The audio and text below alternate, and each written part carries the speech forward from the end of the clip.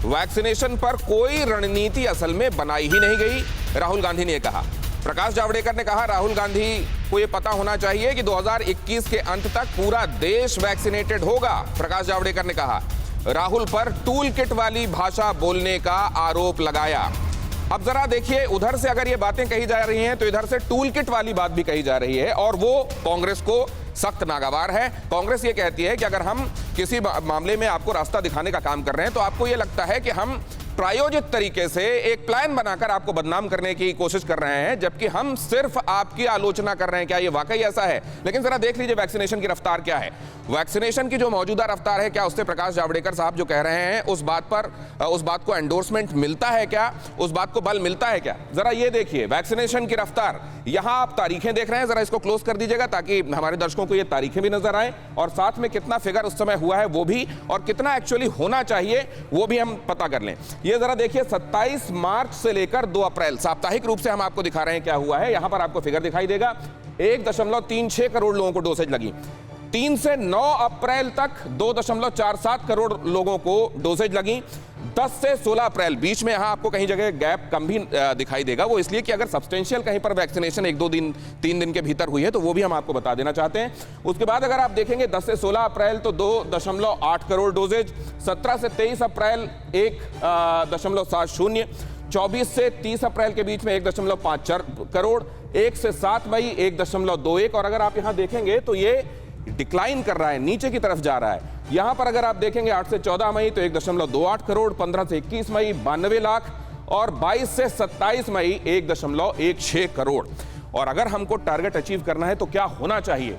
हर हफ्ते लगनी चाहिए 27 लाख गुणे 7 इसलिए हफ्ते के दिनों के हिसाब से तो 1.89 करोड़ वैक्सीनेशन अगर हम कर पाएंगे। और यह भी ध्यान रखिए कि इतनी बड़ी पॉपुलेशन में हम सबको 2 बार, अभी के हिसाब से अगर कोई सिंगल डोज आ जाती है तो बात अलग है, 2 बार लोगों को वैक्सीनेट करना है और हो सकता है उसके बाद हमको बूस्टर डोज भी देनी पड़े।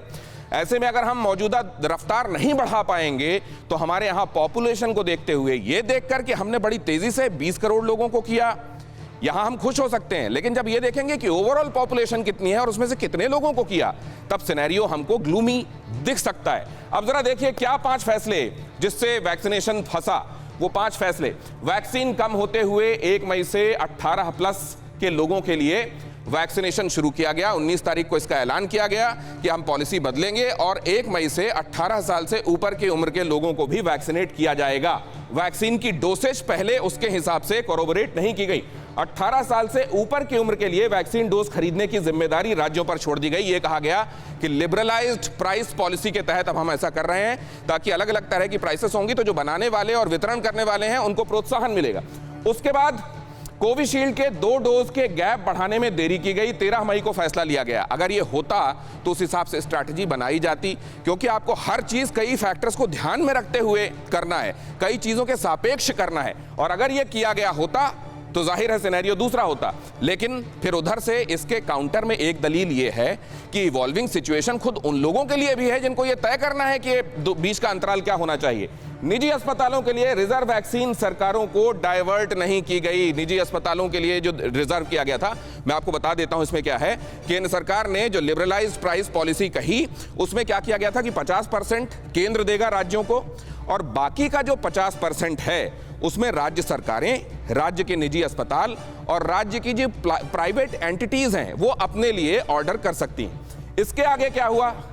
45 साल के दूसरे डोज की परवाह किए बगैर 18 प्लस के लिए वैक्सीनेशन पहले से जिनको चल रहा था, जिनकी कई दूसरी डोसेज ड्यू थी, उनको दूसरी डोज मिली कि नहीं इसकी परवाह किए बगैर अगर 18 प्लस के लिए आपने खोल दिया तो जाहिर है केओस होना था। यह एक बड़ा मसला हुआ। क्या इन 5 फैसलों से फंसा वैक्सीनेशन? क्या ये वो 5 बातें हैं जिनकी वजह से वैक्सीनेशन फंसा? फिक्र आपकी, सोमवार से शुक्रवार रात 9 बजे सिर्फ TV9 भारतवर्ष पर।